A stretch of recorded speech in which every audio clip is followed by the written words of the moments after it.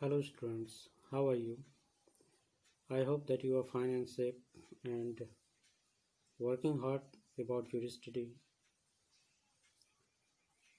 In my previous video I have taught you about the acceleration, uniform acceleration, non-uniform acceleration, okay, and positive and negative acceleration and so on. So today I'm going to teach the next topic, that is graphical representation of motion. Graphical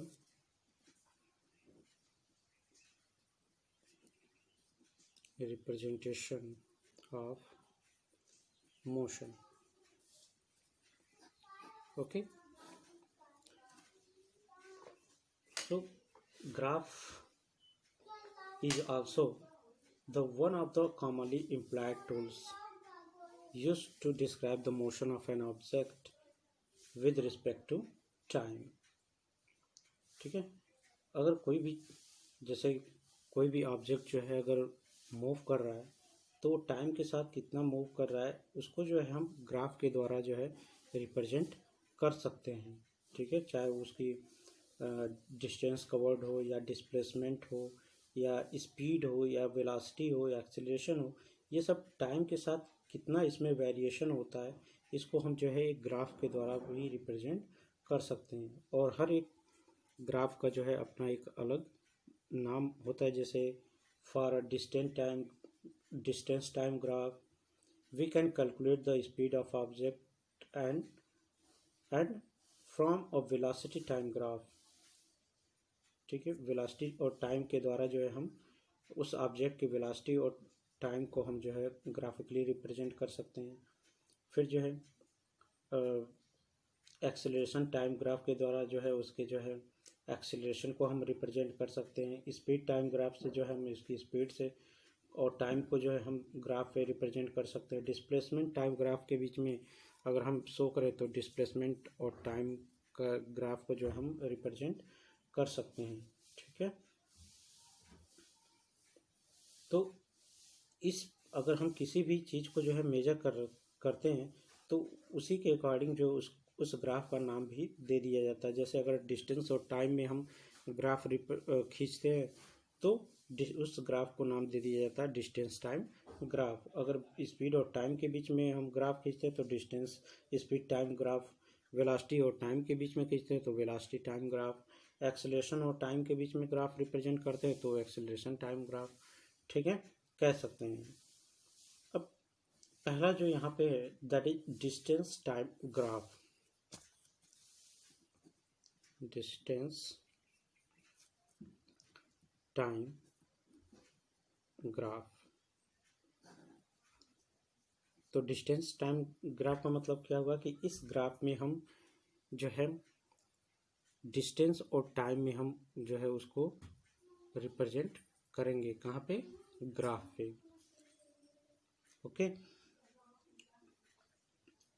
तो यहाँ पे जो distance time graph होता है वो क्या दिखाता है कि variation of distance covered by an object with time. यानी कि टाइम के साथ जो है उसके डिस्टेंस में क्या वेरिएशन होता है इसको हम जो है डिस्टेंस टाइम ग्राफ के द्वारा जो है दिखा सकते हैं. ठीक है, तो यहाँ पे डिस्टेंस टाइम ग्राफ में जो टाइम होता है इसको हम एक्स एक्सिस पे रिप्रेजेंट करते हैं. Time is represented on x axis. और जो डिस्टेंस होता है उसको हम वाई एक्सिस पे जो है रिप्रेजेंट करते हैं. डिस्टेंस को कहीं कहीं यस से भी रिप्रेजेंट किया गया होगा आपकी बुक में, सो डोंट बी कंफ्यूज. ठीक है, तो यहाँ पे मैं डिस्टेंस को डी से ही रिप्रेजेंट करूँगा. डिस्टेंस को वाई एक्सिस पे और टाइम को एक्स एक्सिस पे रिप्रेजेंट किया जाता है. टाइम को जो है सेकेंड में और जो है जो डिस्टेंस है उसको मीटर में रिप्रेजेंट करते हैं. तो यहाँ पे distance time graph can be drawn under different condition. ठीक है, पहला जो कंडीशन हो सकता है वो क्या है कि जब कोई ऑब्जेक्ट जो है रेस्ट कंडीशन में हो. ठीक है, distance time graph, distance time graph for an object at rest, यानी कि कोई जब ऑब्जेक्ट जो है रेस्ट पोजीशन में हो तो उस समय हम डिस्टेंस टाइम ग्राफ को कैसे रिप्रेजेंट करेंगे। तो यहाँ पे हम एक स्केल लेंगे। एक स्केल जो है हम बनाते हैं अपने सुटेबिलिटी के आधार पे, और उसके अकॉर्डिंग जो है हम,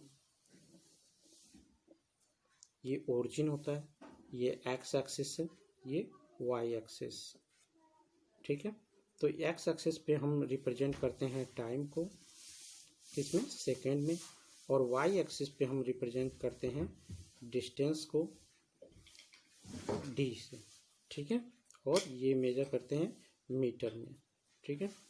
तो सपोज दैट कोई ऑब्जेक्ट है और वो एक जगह पे क्या है, स्थिर है। सपोज दैट ओरिजिन से वो जो है 5 या 7 मीटर के डिस्टेंस पे वो जो है सिचुएटेड है या रेस्ट पोजीशन में है। तो 2 सेकंड में भी उसका जो पोजीशन है वो उसमें कोई वेरिएशन नहीं होता है। 4 सेकंड में भी उसमें कोई वेरिएशन नहीं होता है। 6 सेकंड में भी उसके कोई वेरिएशन नहीं होता है, यानी कि डिस्टेंस में कोई भी चेंजेस नहीं हो रहा है टाइम के साथ। और हम जानते हैं रेस्ट की डिफिनीशन भी क्या होता है, if an object does not change its position with respect to time is said to be that object is in rest position. तो यहाँ पे ऑब्जेक्ट जो है वो क्या है, रेस्ट पोजीशन में ही, हर टाइम जो है चेंज हो रहा है लेकिन जो है डिस्टेंस में कोई भी वेरिएशन नहीं हो रहा है, ठीक है। वो डिस्टेंस जो है ओरिजिन से सेम ही पोजीशन पे है। तो हम कहते हैं कि ये ऑब्जेक्ट जो है रेस्ट पोजीशन में है, और हमें जो ग्राफ होता है इस तरह से जो हमें प्राप्त होता है टाइम के अकॉर्डिंग, ठीक है। दूसरा जो कंडीशन है वो क्या है, distance time graph, distance time graph for an object in uniform motion, यानी कि कोई ऑब्जेक्ट जो है यूनिफॉर्म मोशन में मूव कर रहा है तो उस समय हम डिस्टेंस टाइम ग्राफ को जो है कैसे रिप्रेजेंट करेंगे, ठीक है। तो यहाँ पे जब कोई भी ऑब्जेक्ट जो है यूनिफॉर्म मोशन में मूव करता है तो जो डिस्टेंस होता है डायरेक्टली प्रोपोर्शनल होता है टाइम के, यानी कि जितना वेरिएशन टाइम में होता है उसी के रिस्पेक्ट में डिस्टेंस भी क्या होता है, बढ़ता, वेरी करता रहता है, ठीक है। सपोज दैट यहाँ पे कोई ऑब्जेक्ट है, एक्स एक्सिस, ये वाई एक्सिस, वो ओरिजिन, यहाँ पे टाइम जो कि सेकेंड में मेजर किया जाएगा, टी से रिप्रेजेंट करते हैं, डिस्टेंस डी से रिप्रेजेंट जो कि मीटर में। तो हम ये कहें कि सपोज दैट अगर कोई ऑब्जेक्ट जो है 10 सेकेंड में 10 मीटर की दूरी वो 10, 20, 30, 40, तो अगर हम ये कहें कि कोई ऑब्जेक्ट जो है 20 सेकेंड में जो है 10 मीटर का डिस्टेंस जो है कवर करता है, ठीक है, और ये पोजीशन ए पे पहुंच जाता है। फिर दूसरे यानी कि दूसरे 20 सेकेंड में यानी कि 40 सेकेंड में वो ऑब्जेक्ट जो है पॉइंट बी पे जो है पहुंच जाता है, यानी कि वो 20 मीटर का डिस्टेंस कवर करता है और जो है पॉइंट बी पे पहुंच जाता है। तो इसके बीच में कितना वेरिएशन हुआ